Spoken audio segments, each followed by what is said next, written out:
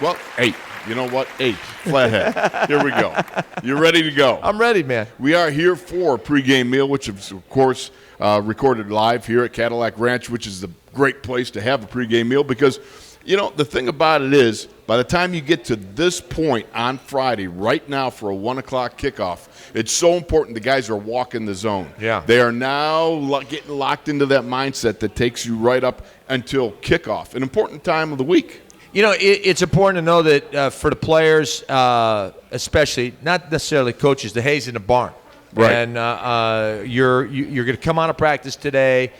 Today will be the last official work day. I mean, you go through a walkthrough tomorrow morning after breakfast. But right now, you have everything that you need, and all the fine-tuning has already been done. These guys, as a matter of fact, they're done right now. They're walking off the practice field as we speak, and they're watching film of practice, and they're heading home, taking the rest of the day off. And these guys, based on what we saw in practice this week, the intensity, the focus, the coaches, and the way they've been instructed and teaching, these guys are ready for the San Francisco 49ers. Salute, you know that the intensity is ratcheting up, but it's kind of funny because it was at this point back at Super Bowl 40, if you remember, you and I walked in to watch some film in Detroit before the Super Bowl there, and I remember we ran into Keith Butler. Right. Remember? And Butts had just come off the practice now. They're less than 48 hours from kickoff at Super Bowl 40. And you remember what Butts was doing. He was freaking out because of the fact James Ferrier had missed several checks. Now,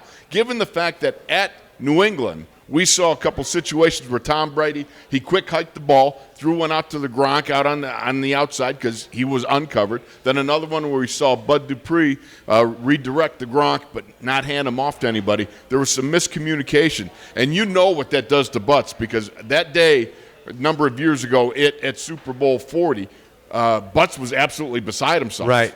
Well, he started freaking out because James Ferrier is the captain of that defense. Right. He's the one that's with the checks. He's the brightest guy on the field. If he's got mental bust, you know Butts has got some deep problems and is worried. Now, having said that, last week in New England, one of the things the Steelers did not do a good job of is identifying what was going on. And it was simple breakdowns, mental breakdowns. You can't have the best tight end in the National Football League out split to the right and have nobody cover him, especially because of the fact that they split their tight ends all day long. And so this is at the end of the first half. Gronk's out there. Robert Golden's late getting over. As soon as Brady saw that there was some confusion, he called for the ball, snapped it early, hits Gronk, touchdown. Rex Ryan, in his interview this week with the New England media, they were asking, how are you going to cover Gronk? Are you going to double team him? He goes, we may double team him. We may put one guy on him, but I know one thing. We are going to cover him. And that was kind of a shot at the Pittsburgh Steelers because twice they let him run free. And so that's something you can't do. And this week it's a little more simple offensively, and we'll get into that later in the show. Absolutely. Of course, just in quick reference to the Patriots game, if you remember the first two missed field goals, of course, the first drive comes out. And, you know, I love that first drive because they had the Patriots sitting on their heels. They were punching them left and right with some great runs from D'Angelo Williams. Then they threw a couple passes, good deal. But then they went to the reverse. Todd Haley says it was a bad call. But like I said, you know, when you're going to the body, when you're marinating the ribs of your opponent, you got them on the ropes a little bit.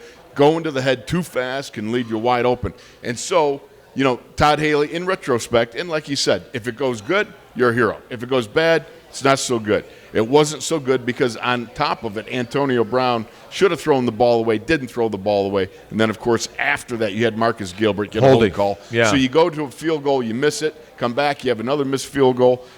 During that game, you had those two missed field goals. You had DHB step out of bounds catching the ball. You had Deion Lewis's fumble down at the 1, sitting right at Will Allen's feet. He didn't see it. Gronk recovered that. Big night for the Gronk. Tough night for the Steelers second. And then first and goal, you've got Kelvin Beachum jumping off sides, and that marches him back. Here's the thing about missed opportunities, and we talked about this before the game. We talked about it last week, right in this very spot. You cannot trade threes with Brady's touchdowns. But what's worse than that is you can't come away empty-handed. Right. And coming away empty-handed 3 times killed the Steelers, and they never did. They weren't able to bounce back from that. And when you realize that and you focus, okay, red zone has been an issue with the Steelers the last couple of years. This year, you got to focus. You've got to do what it takes, and you have to be able to finish drives. Now, the one other thing we got to talk about is, as of today, it sounds like that the deflators, Deflator Senior and Deflator Junior, have been reinstated by the Patriots. I find it interesting that both the Patriots say the NFL told them they had to suspend them. The NFL says that the Patriots suspended them without them saying anything, but they're back on the job. And I find it interesting that you've got an NFL linesman by the name of Mark Bartz or something like that. Bartz, I can't remember his name, but he comes out and he says, look, I was a linesman from 1989 to 2013. And in all that time, he says, this guy McNally, that's the deflator, all right? This guy acted very suspicious, always wanted the balls early. Right. No other team did it. Yeah. 31 other teams, no. But there's one guy, and he says he didn't act like a NFL locker room attendant. He didn't just lock the doors or whatever, when the locker room was, not being used. He was a guy that was out there, had the footballs, was with Tom Brady, throwing them in pregame, standing next to Belichick on the sideline. He said it's very suspicious. Right. So I do still find it suspicious that you've got these two guys back on the job and that all the hubris and all the hullabaloo about the deflator and so forth, that there's something there. I'm sorry. I still believe there's something there. I think that what you just said is the first time that hubris and hullabaloo have been used in the same sentence ever in the history of the world. And I will say this. Look, why not, if Brady's reinstated, then why not reinstate those guys? If you're Bob Kraft, who I'm not a fan of, and why not bring those guys back? Because those guys shouldn't have fallen on the sword for Tom Brady.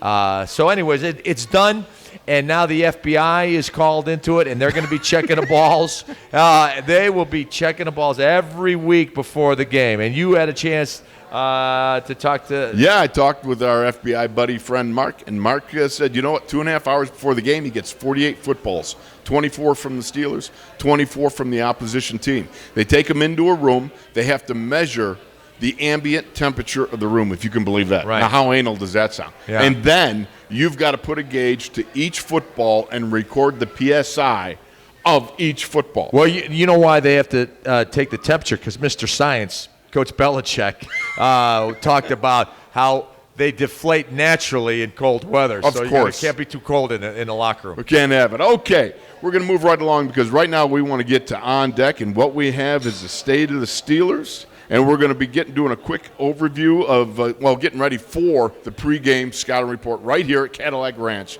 right after these messages. That could have been smoother. Hi, everybody. I'm Craig Wolfley, and you can watch all of the NFL games right here at the Cadillac Ranch. They have the NFL Sunday Ticket. They got a great game day menu. They got great monitors, great action, and most importantly, they got great food. You got it. It's time for Wolf's weekly State of the Steelers address. Well, indeed, my friend, we are ready to talk about the whole week of practice because it started on Wednesday. That's when the work week. Well, they had the Monday. No, they cheated Monday. They had the extra day. But you know what I find interesting? With the limited amount of pads work that they get, you really can only have just so much of the real banging. I think you need to keep the sword sharp. You and I have had this discussion about the lack of padded practices, that it can be problematic. I don't think you get a feel of what game speed's going to be like, or what the sense of urgency in going mano a mano against the guy across from you. That would be mano a mano. Well, in Turkish it's mano a mano. Oh, I see. Yeah. We shorter A. Anyways, getting back into this, a shorter A. A shorter A. Okay. Look, when you're going one-on-one. Right. With pads on, you're going full speed. When you don't have pads on, you're not going full speed. When you go full speed, you have a sense of urgency to win the battle. When you don't, you don't. And so you go into the game without that sense of urgency, without really feeling what it's like to go full speed. And I think the National Football League Players Association, in their attempt to help player safety in the last collective bargaining agreement, went overboard with limiting the padded practice through the course of a season. And it's really with the fact that there's 17 weeks of the regular season, and I believe there's, 13 padded practice. That's less than one a week. You can't get better. And I think that's something that should be up to the coach to decide whether they're in pads or whether they're not in pads. And when you don't get that full-speed work in pads, it takes a little bit more time to adjust to game speed once the game starts. And here's the other part of that, Wolf. Your technique is not as good because you don't really work on it. Right. You can't do it unless you got the pads. I mean, that's just the way it is. You can't headbang. You can't get the jams. You can't play with the same technique out of pads that you can in pads. Right. You know, so that to me, that it's an unfortunate thing. But looking at Wednesday, they were padded up, and it looked like a pretty good day. But then you had problems. You had Brandon Boykin got himself a little bit of a groin issue going on, and then you had Cortez Allen sat out practice. Landry Jones came back. Yeah, that's fine. He was, he's a third quarterback. It's not really going to make a difference. Right. The one thing I did find interesting was watching Michael Vick be Colin Kaepernick, running the scout team, because he didn't have to try to do anything other than be himself. Yeah. Because he's a running quarterback just like Kaepernick is. And I found it interesting just watching him because it was kind of like he got to play street ball. Right. Look at the card, go. Yeah. And you know what? And that's one of the things the Steelers have been working on all week long, and you could hear it in the intensity from the coaches coaching these guys up, starting with John Mitchell. He was on the defensive line from the beginning of practice yesterday till it end, just saying, hustle. You guys need to hustle. I want you guys to hustle, almost challenging the guy's manhood. I mean, he was coaching them hard yesterday, and he was very, very, very intentional in what he was saying about effort or lack thereof. He was all over these guys, and rightfully so, because you're going to have a 49er offense that comes in that runs the ball well with Hyde, and also a Colin Kaepernick, as you pointed out, that Mike Vick is giving him a look running around. And so this week in practice, there was a focus on making sure you were where you needed to be and staying, we were talking about this on the radio show earlier today, staying in your rush lanes if you're rushing the quarterback, not getting caught inside, not developing nose trouble and being out of position, because if you are, Colin Kaepernick is going to make you pay. No question about it. I really foresee what I'm worried about, and this is where maybe we should talk a little bit more about. You got Cortez Allen, the knees bothering him a little bit. Brandon Boykin, who we thought, why did he not get snaps Thursday night in Gillette Stadium? You thought maybe he'd get some snaps this week. Yeah. But he just seemed to be, they have a groin issue. Shamarko Thomas has not really seen too many snaps. Robert Golden had 24 or 26 Thursday night, and Shamarko had 4. Yeah. So it would almost be apparent that Robert Golden has started to take on a bigger role as one of the safeties.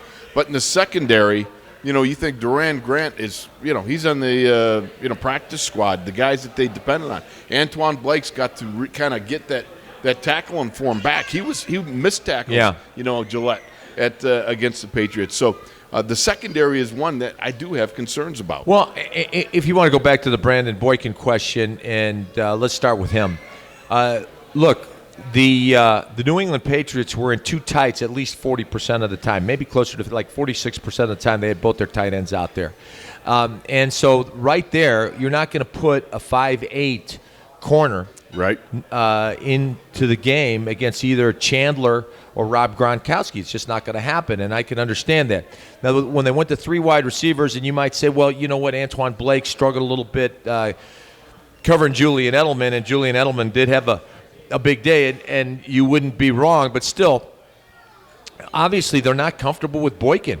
If he's, it's not like, and this is what I want fans to understand, it's not like the coaches are going, oh, yeah, Brandon Boykin was on the bench. Yeah. How come we didn't play him? No, they know who's on the bench. They know who they want to play. They know who's going to give them the best matchup, and they go with that. So Brandon Boykin was not on the field in that game because the Steelers felt either, number one, he wasn't good enough to be, or he wasn't ready mentally. Now, some would argue, hey, but did you see the breakdowns in the coverage? Well, they weren't ready as a team mentally, and you wouldn't get any argument out of me. But I think, and so your concern with him is that he's pulled that groin this week in practice or strained it or whatever he did to it. Are we going to see him? Well, I don't think they need to see him this week. They got one fast receiver, and that's Torrey Smith. Anquan Bolden is the other guy. Anquan doesn't run anymore. No, he's a horse. And they want to run the ball. They're going to run 2 or 3 tight end sets. And Boykin, I don't think this week is the week that you need him. The one that, but I just finish? Yes. The guy that concerns me is Cortez Allen. Yes. Because Cortez Allen is a young man, and he's got a chronic knee. And this chronic knee has started early in camp. And you know as well as I do, when you have a chronic anything early in camp, it doesn't go away through the course of the season. So you really got to manage his pain in how much you let him practice through the course of the week. And the double-edged sword that is when you don't practice, you don't get better. But if you practice, the body wears down. Well, one of the interesting things Keith Butler talked about this week was the fact that, you get to know each other by playing together, obviously. You learn each other's speech and body language, and that brings about a better understanding and ability to communicate. Now, one of the guys that I thought was key that we really was pretty quiet last week against the Patriots was Lawrence Timmons. Lawrence Timmons normally is a double-digit tackle guy. Yeah. He's a guy that is flying to the ball, making the big hits, and cracking people left and right. Well, I think that foot maybe gave him more problems, but more than that was all the time that he spent off. As Blackie used to say, 1 day off equals 2 off days. So I look at LT to bounce back. Ryan Shazier, I thought, was pretty good. Yeah, I thought. Watching him, he was off on Wednesday, came back on Thursday. I thought he looked pretty good in, as far as being able to move around and so forth. And then, the linebacker crew, I'm not too worried about that, especially the outside linebackers look good too. Yeah, well, when you've got 8 guys to rotate between Bud Dupree and Arthur Motes on the left side, and on the right side, Jarvis Jones and James Harrison. And especially on the right side, both Jarvis Jones and James Harrison played really well. They did a great job of taking the left tackle, Nate Solder, of the New England Patriots and driving him into the lap of Tom Brady, almost to the one point where I can't believe Solder didn't get called for holding because he pulled James Harrison right on top of him because James just ran over him. As a matter of fact, his cleat marks are still on the chest and forehead of Nate Solder. Moving, just again, staying within the context of practice this week on the offense, one more week until Le'Veon Bell fulfills his suspension. But at the same time, D'Angelo Williams really put in a very productive night at Gillette Stadium. He looks to be, for me, a guy that they're going to keep giving him snaps even when Le'Veon comes back. Well, and here's this. Think about this for a second. You think that Todd Haley can resist having those two on the field at the same time? How interesting. Do you think that any offensive coordinator is not going to play with all the toys that he has? And especially while Martavis Bryant is on the 4-week suspension list, you're going to see a little bit of 2 of them, I think, when Le'Veon comes back.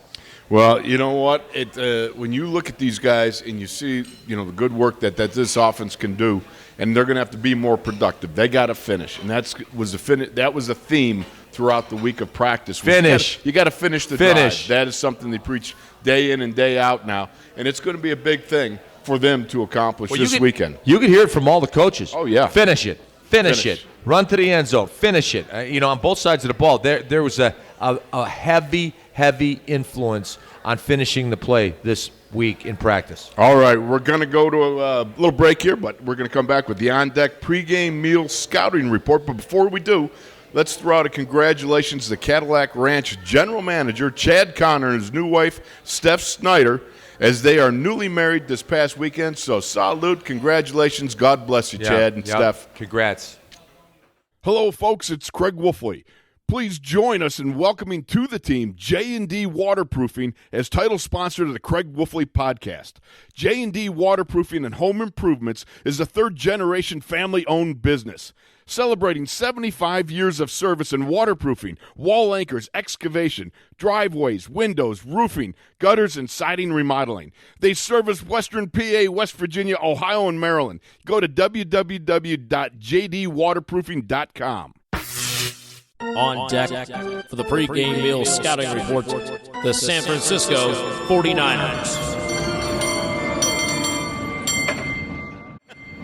That's pretty good. I like that. I like that. The cable car. That was a trolley. Yeah. Do you remember when we did the Steelers TV special out there when some years ago, the Steelers played out there, and we went to Alcatraz, right, and then walked all through San Francisco, and then ended up in, I think, South Toledo at a nice restaurant out there. That was interesting, but you know what?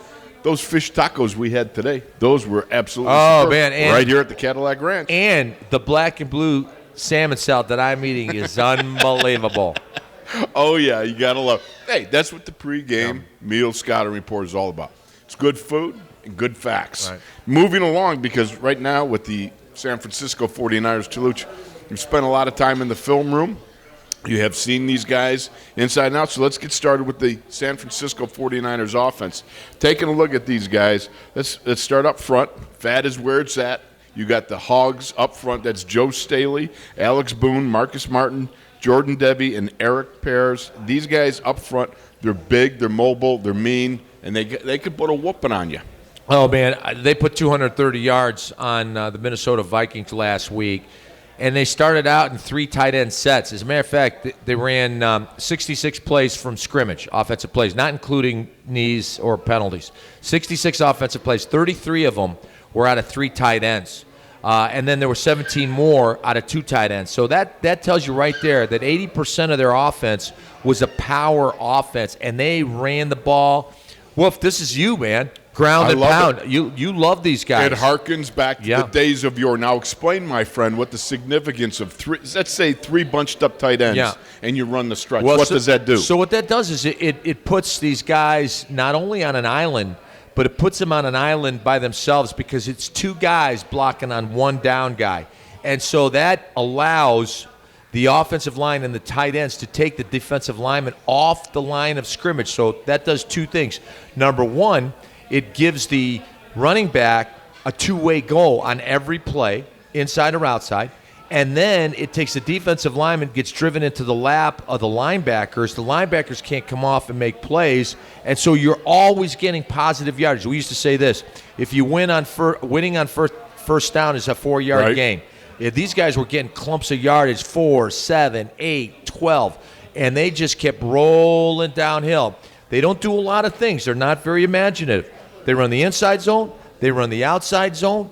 They run a little bit of that read option, and they run a couple traps mixed in. That's they're saying, hey, we're coming after you. You guys, we're going to let you know what we're doing. We're going to run behind.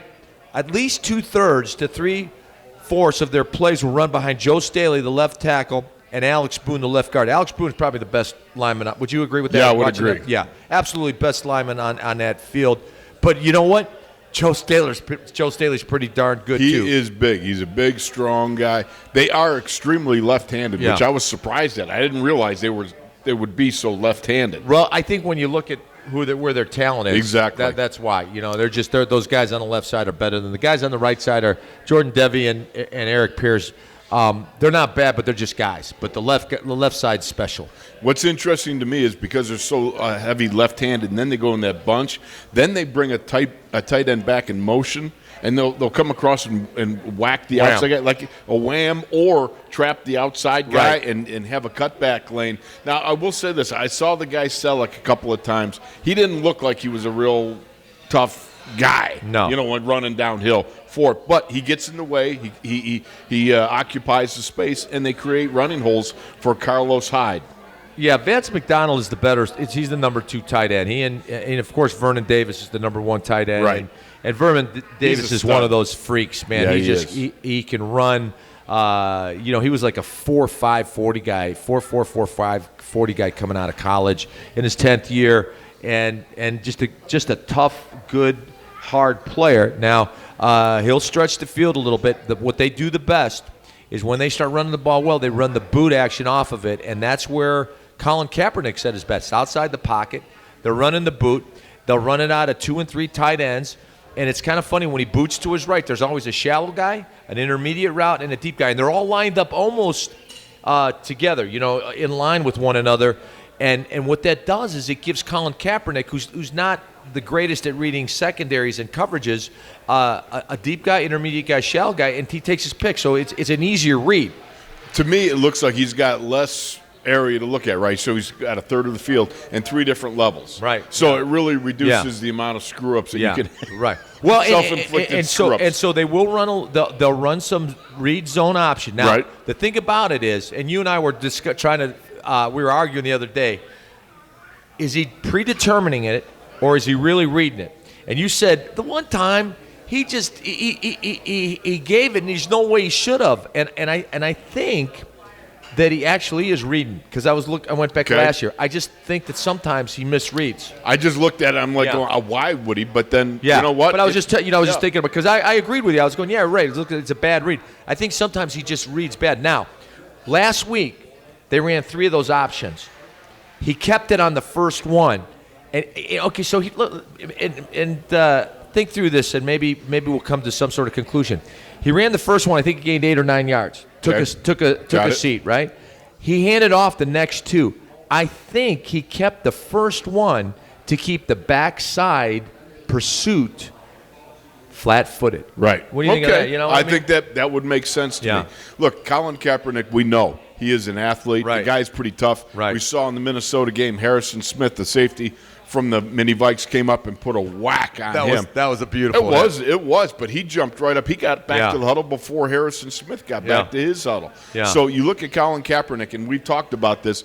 Colin Kaepernick in our minds is just like Butch Cassidy and the Sundance Kid. And when Sundance said in the movie, he said, Can I move? I'm better when I move. Yeah. Right? And I think he's better when he moves. When he gets out on the hoof, breaks the perimeter, he's better when he throws, when he sits in the pocket. You mentioned earlier he worked with Kurt Warner in the offseason, tried to get his accuracy up, but he's certainly, in my mind, here's a guy you're going to have launch points all over the field.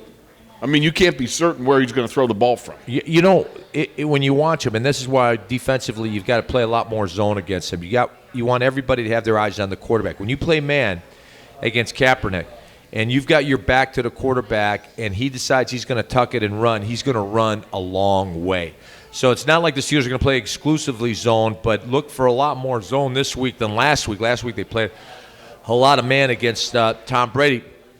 But I want to just say one more thing about Colin Kaepernick. He will tuck it and run if he doesn't like what he sees. Right. The other thing he'll do is they'll run a quarterback draw, which almost looks like a pass, but you can tell because nobody's running a route. Everybody's blocking their defensive back. Yeah, that's the only reason you could tell he's not just tucking and run.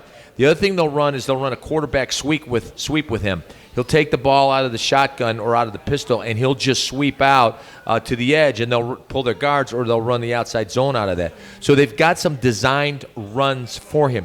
When he runs, the Steelers need to pound him. They need to pound him and make him pay for that. And the other thing is they've got Carlos Hyde, who had a big day last year. What did you like about Carlos Hyde? I like the power. I like the jump cut. I like the shiftiness.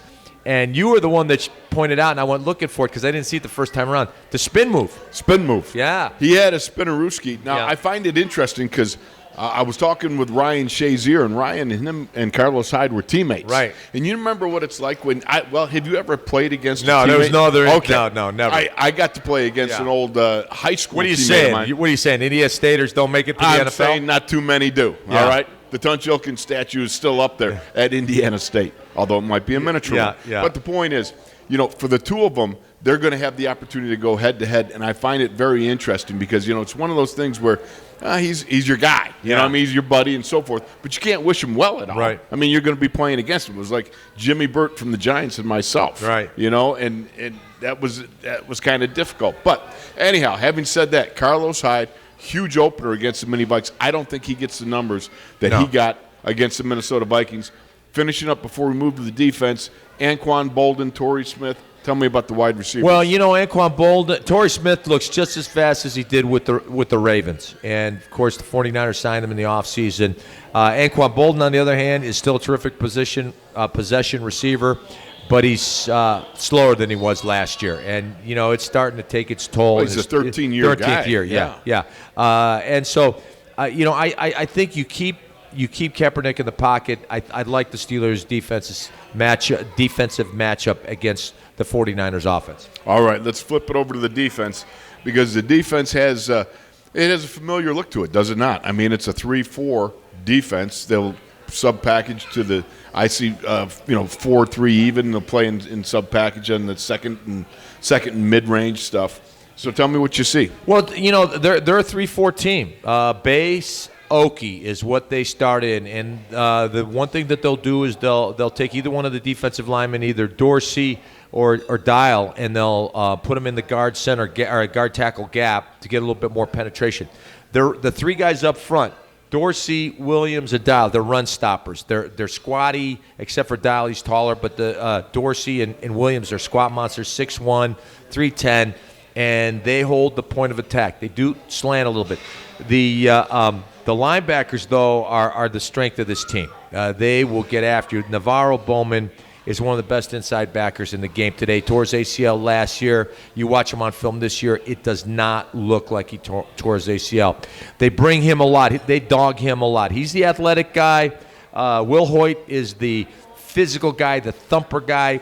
He plays the other side. He's more the stay-at-home box guy. They turn Navarro Bowman loose. He got a sack last week. He'll blitz. He'll fly to the ball. He's very, very athletic. The outside guys, Ahmad Brooks and Lynch, they're good, but there's nobody, with the exception of Navarro Bowman, there's nobody that scares you as a pass rusher on this team. No.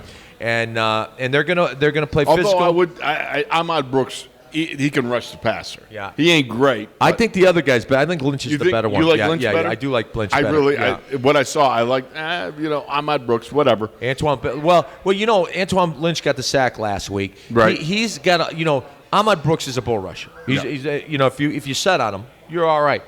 Lynch has got some movement too. He's got the hand slap. He's got the bull. True. He's got a little bit more movement to him. But I will say this: defensively, there really is nobody that scares me, with the exception of Navarro Bowman.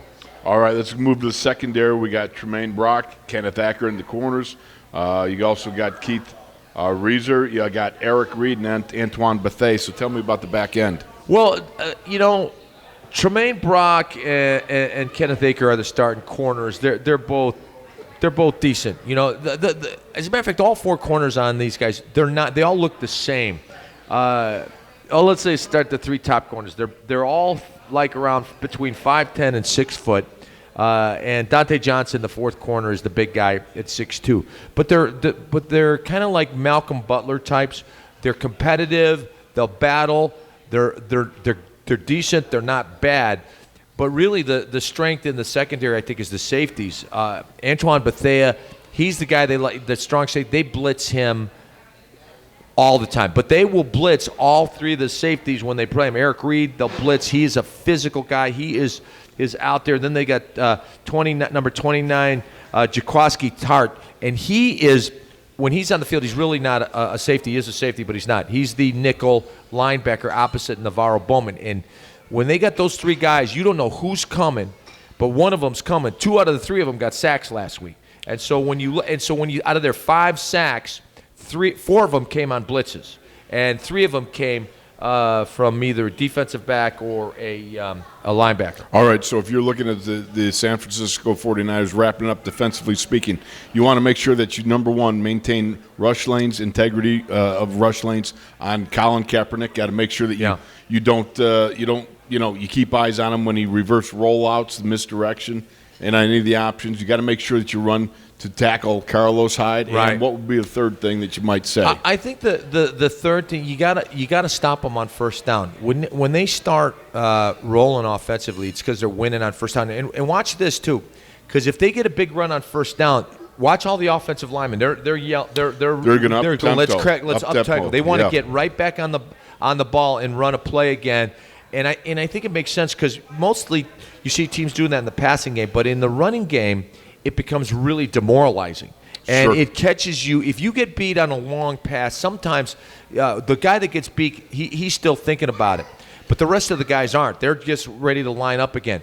When you get beat on long runs, everybody's thinking about it. So that's why I think they do it, and it's very effective. Flip it over. You saw the San Fran's defense. What do they got to do to stop the Steelers? What do you think? Well, they're going to do the same thing. They're going to try to stop the run. But here's what I think the Steelers are going to do. I think they're going to spread them out, and they're going to run and throw it. And I think that when the matchups that because of Antonio Brown, and because of Marcus Wheaton, and because of Heath Miller, and because of D'Angelo Williams, and because of Darius Hayward-Bay, I think the San Francisco 49ers are not going to be able to be as aggressive from a standpoint of blitzing as they were against the Minnesota Vikings. And last week, they made Teddy Bridgewater look terrible, and Teddy Bridgewater not only was made to look terrible, but he just played bad. And so it kind of snowballed for the Vikings.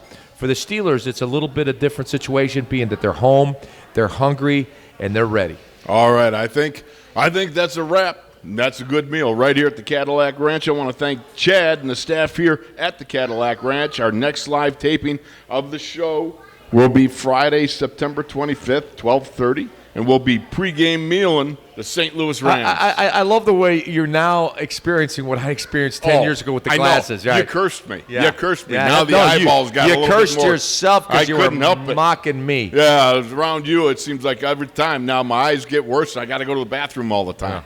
All right. Thanks, folks. Appreciate it. We'll see you next time for the taping right here at the Cadillac Ranch.